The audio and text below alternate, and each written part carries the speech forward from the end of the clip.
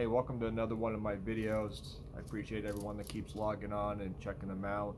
I enjoy making them. So today what I want to do is I want to do a video on ferrules, not just ferrules. You can check out my other videos. I got some on how to measure and install ferrules. It's a great video. As with anything in rod building, my process evolves a little bit, so some of the information in my older videos I kind of changed, so this is a good opportunity to update a little bit of that. And one thing I wanted to update on it particularly is glues, and I'm going to get into glues here in a minute, but I just want to talk about my end-of-string blanks. End-of-string blanks is just a term that I have. It's for bamboo blanks, and they come uncut on ferrule. Obviously they're for the rod builders who want to start getting into some bamboo rod building but don't want to invest the time or the resources or the energy to get up to speed on building blanks. So the end of strings is great value. It's a good way to put some sweat equity into your rod building. One thing that's going to trip people up though when they do the end of strings is the ferruling. So I'm going to spend some time showing you a process of how I ferrule rods, but more importantly what I want to do is talk about different types of glues and what glue I use. When it comes to different types of glues, you're not going to find many rod builders that are going to be in 100% agreement to which is the best glue. Generally, whatever the best glue is what you have the most success and you're most confident in using. So don't let my opinion or the opinions of any other rod builder dictate what's going to be the #1 thing to use in all particular cases. I've evolved a little bit with my glue preferences. I've used a lot of different epoxies. There's some good epoxies on the market. JB Wells, they got a whole variety. Also your DevCon brands. If you do go that 2-part epoxy, kind of the stuff you buy off the shelf at some of the big box stores, just make sure you get the long set ones and not the slow set ones. One of their drawbacks is that they don't have much flexibility. They're pretty rigid, but they do have some good properties in adhesion. They do have a little bit of good gap filling properties if you don't get a perfect fit when you turn down the ferrule station. Other glues, your PU glues, your Gorilla glues. I've never used these. Some rod builders have some good success. They expand and they foam, and that's something that I don't want to deal with when I'm installing a ferrule. So I don't have any confidence in it, but with that being said, I've never used it. A lot of builders like to use the thermal glues, the ferrule light. These are the heat glues, usually used to install tip tops. A lot of success in these. One major drawback is that the bamboo ferrules have tabs on them and they don't adhere down the tabs as well, so you're not going to necessarily get a smooth transition.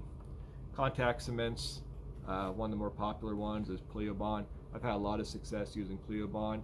It's very temperamental. You have to have pretty much game down, so you got to have a perfect fit and a perfect process to get it. But man, once you set one of these contact cements, you can rebuild in 5 minutes afterwards. There's no wait time at all with that. The glue that I've settled in on that I like to use now, and in my mind it just makes sense, and that's the golf shafting epoxies.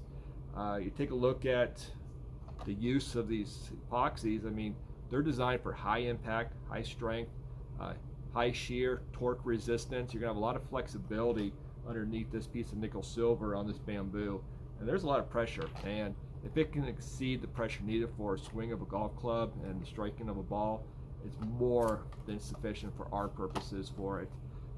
Slow cure, 24-hour cure. It's got a little bit of a drawback working with it, but it's a forgiving ratio to mix.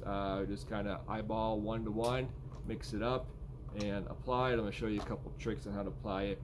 But also what I want to do in this video, I want to take it a step further, because what I'm going to be doing is I'm just going to be taking a scrap piece of bamboo and this ferrule that, you know, a long time ago I turned down too far, so it's useless. So it's time to put it in the laboratory and test it out. Something that I hear a lot and read a lot is that people want to know, or people want to glue that they can remove their ferrules. I've never been in a situation where ferrule removal was important to me. I'd imagine if there was a breakage of your rod and you wanted to salvage nickel silver, or you found out you installed it wrong, it could be important to want to remove it. I never tried, so at the end of this video, or part 2 of this video, we're going to see what it takes to break the bond and see if we can't get the two pieces apart and see how much damage we cause. Our first step is going to be to find out what size ferrule we actually do need. So to do that, I take my calipers and I'm just going to measure flat to flat and take the average of them. So, I'm sitting around 210 there. That one's about 210. That one's about 214. So if I average those out, I'm probably right around 212, 211. And when we multiply those two together, that's going to be 13.5-ish. So it's really about a half number. So I can go up to a 14 or I can round down to a 13 on my ferrule size. I'm just going to round down, call it 13. Two reasons for that. One, I typically round down. And second of all, I only have a 13 size ferrule. So, and it's also just going to be a test strip, so it's not going to matter. And if we take a look at it, what's the difference between a 13.5 and a 14? I mean, we're just looking at, like, paper thin margins. Is the difference there. So it's not going to matter too much. So now I need to turn down this section. So this would be the tip section of a rod, because that's where our male slide is going to go. The female goes on the butt section and the male goes on the tip section. So what I need to do is kind of just take a depth measurement. So right there it is. That's how far down I need to turn it. So I'm just going to put a witness mark here. And then once I have that witness mark there, I'm just going to get some masking tape. And I'm going to put a piece of tape right on that line.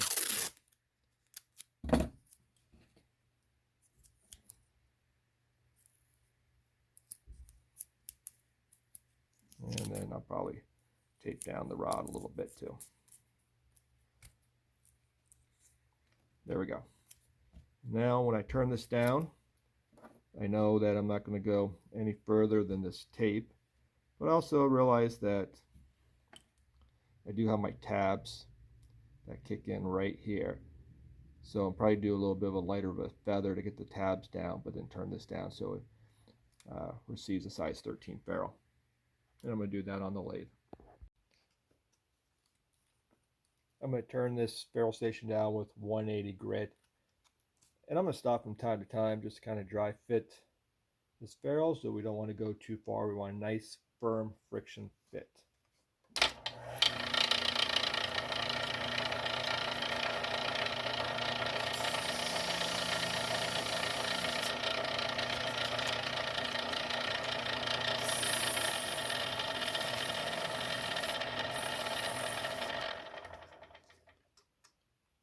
It's just a lot of feel, just some experience to know when to stop. Right now I can feel like I still got some flats. I'm not going to start nearing my dimensions until this piece of bamboo, this hexagon, is rounded, so I know I can keep going. If you don't have a lathe, you can always do this by hand. Just hold it and turn the sandpaper around. It takes some time, but you can get some great results just the same.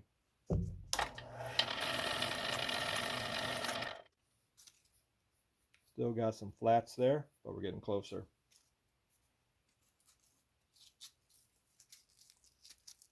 I can just narrow my sandpaper. It gives me a firmer backing, and it gives me a little bit more control over hitting some of the higher spots.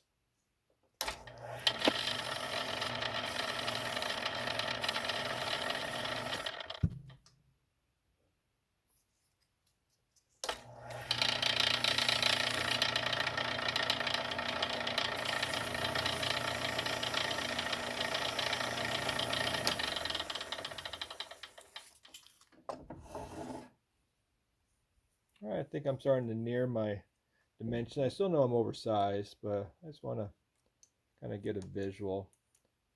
So usually a good sign is when I get the tabs started. They'll flare out, so it's not a good indication, but as you can kind of see, I'm starting to get close. Now that we got a good fit on our bamboo ferrule, it's time to start doing a little prepping before we start doing some gluing. A couple things that we want to take care of is when we turn down this section, chances are we got a little bit of a shoulder right here where the ferrule meets the bamboo.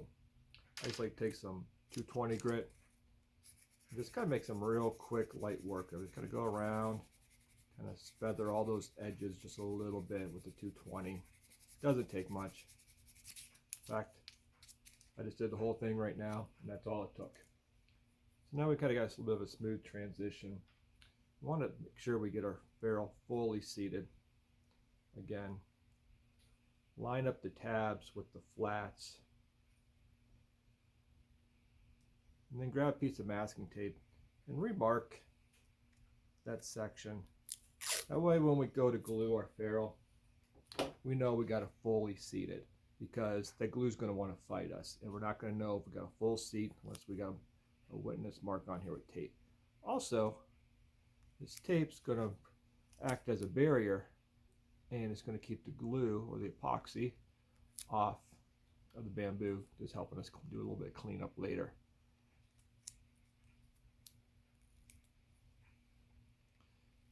So there we go. Got that tape right up to the bottom of the tabs. And now we're ready to get to work. I always like to make sure I have everything I need right by my hands while I'm gluing. And I'm going to show you the things I'm going to have with me. I'm going to have some acetone. This is great if for whatever reason you need to do a quick cleanup with the epoxy and you have to redo something. Acetone just dissolves the epoxy. It's just a perfect cleaner for that glue. I also got some DNA. That's going to be used to clean my ferrule. Now there's going to be a lot of gunk in here. I'm going to make sure it is perfectly clean. And the way I do that is I just soak a Q-tip in that DNA. And then I just clean that out until the Q-tip comes out clean. Now this ferrule I've already prepped before in a previous project before I overturned it, and now it's just test scrap. But as you can see, it's pretty clean. When you get them brand new, a lot of times there's going to be some machining oils or grit and grime in there. A little DNA to clean that out. Also, I've been doing a lot of handling on this bamboo. I just like to put that on the bamboo where I'm going to be doing the gluing. Just make sure our surfaces are clean from any oils or contaminants that might interfere with the bond. It's important that we have a good fit, and that comes right off the lathe. And I'm going to show you what a good fit looks like, hopefully. It's a nice friction fit. So this slides on, and it stays on.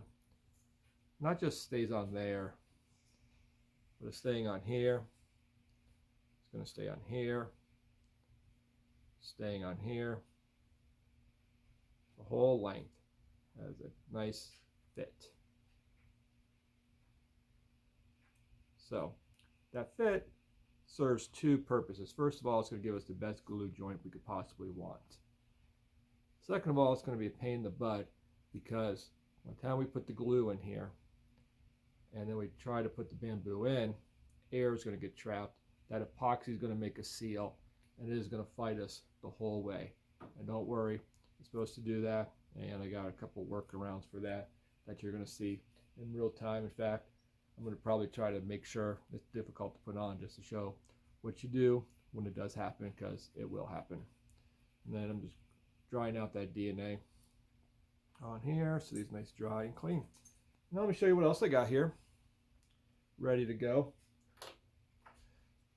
We're going to need to bind our ferrules. So once we get the glue on, we're going to bind with some thread. I got this hand quilting thread, very strong. It's not going to break. Also, it's nice to have, I just got a couple, these are old bike inner tubes, but they make great grip tools. And sometimes your ferrule will get on there too tight, especially when you're trying to dry fit it, and it just gives you the grip to be able to pull them apart. I'm also going to be using these to hold that thread so I can get a really tight tension all the way around. Got some extra tape, pair of scissors to cut my thread with, assortment of Q-tips and toothpicks for the epoxy, and of course I got the epoxy itself And I also have a heat gun nearby. That's going to be helpful if my ferrule does not want to fit tight.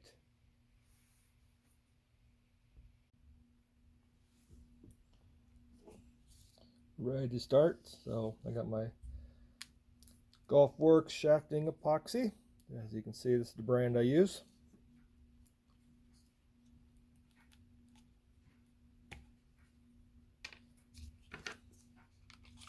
And we're going to try to get 2 equal parts. So I did one want to start for the other one, so we'll just eyeball it here. There we go. Perfect. Then we're just going to make sure that that is thoroughly mixed.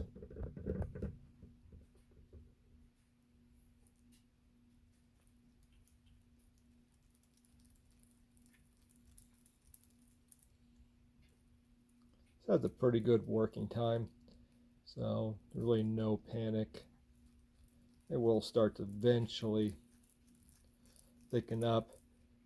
I'm only doing 1 ferrule, but if I were to do like a 2-piece 2-tip rod, that's going to be 2 females and 1 male ferrule. I'll probably mix up a fresh batch for each one, or at least definitely for the 3rd one. It does start to get a little bit thick.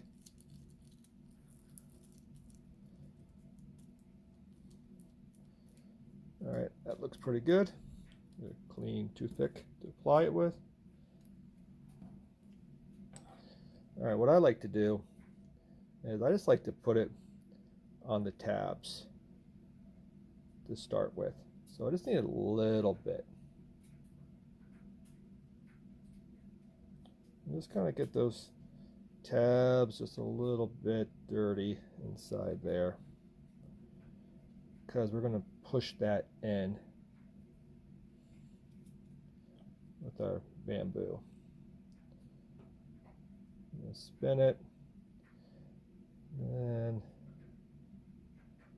I can see getting good coverage all the way around.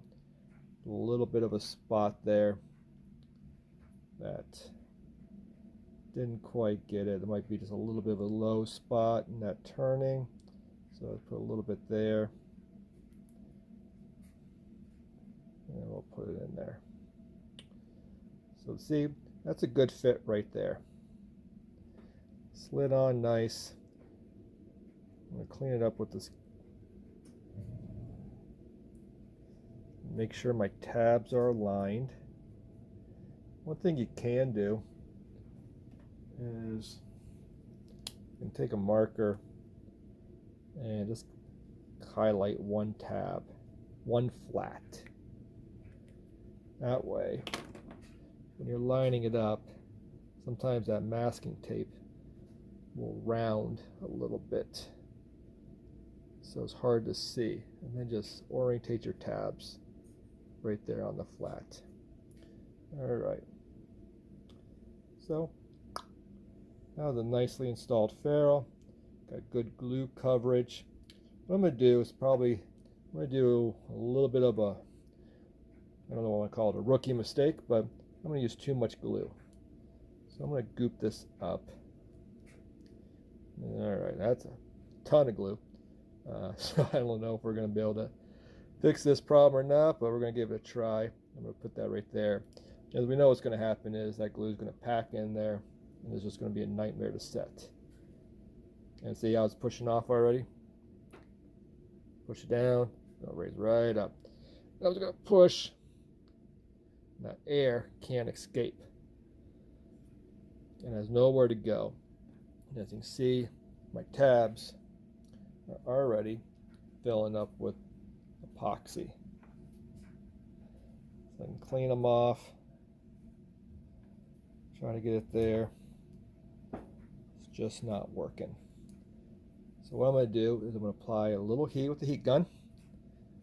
And I am thinking that should solve the problem. The heat gun's on low. And I'm just going to warm that epoxy up a little bit. There we go. With heat coming out. And we're going to keep on pushing that in a little bit. And what I'm doing is I'm forcing out that air and that epoxy.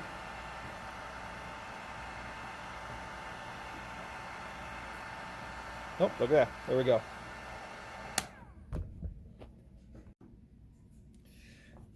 We are fully set now, though we do have a bit of a mess. So let's get a Q-tip here and clean that off.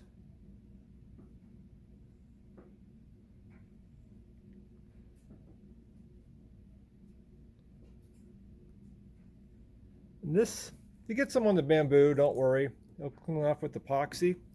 And it also comes right off that ferrule as well. If it's not clamped, it's pretty easy to clean off.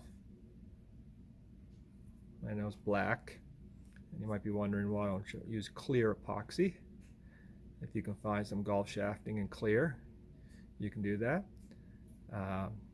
It cleans up really well regardless, and there's going to be some thread wraps over there. And we got some cotton in there. All right.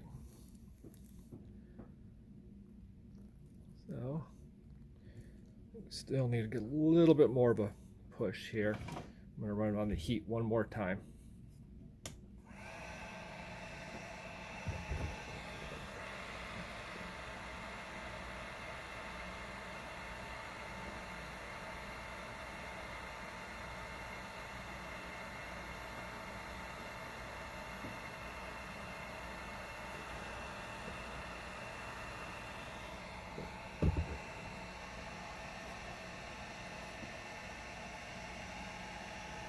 All right, I can feel that bottoming out right now.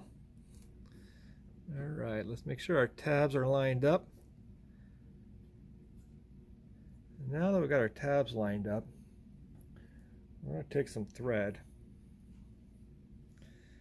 And I'm just going to start it down below it, and it's kind of do a little bit of a jam knot. Then I'll work my way up. And then this is where I used that rubber gripper pad, because now I can really apply some pressure and get a good grip on that. And one thing I want to be careful is, as you turn, you can turn those tabs off the flats. So you want to make sure they stay lined up. Looks good.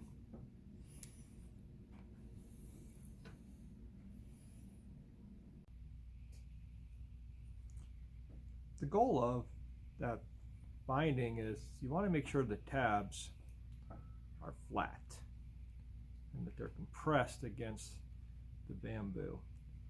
And that's going to help, especially when you start wrapping, and have a smooth transition from bamboo to nickel silver.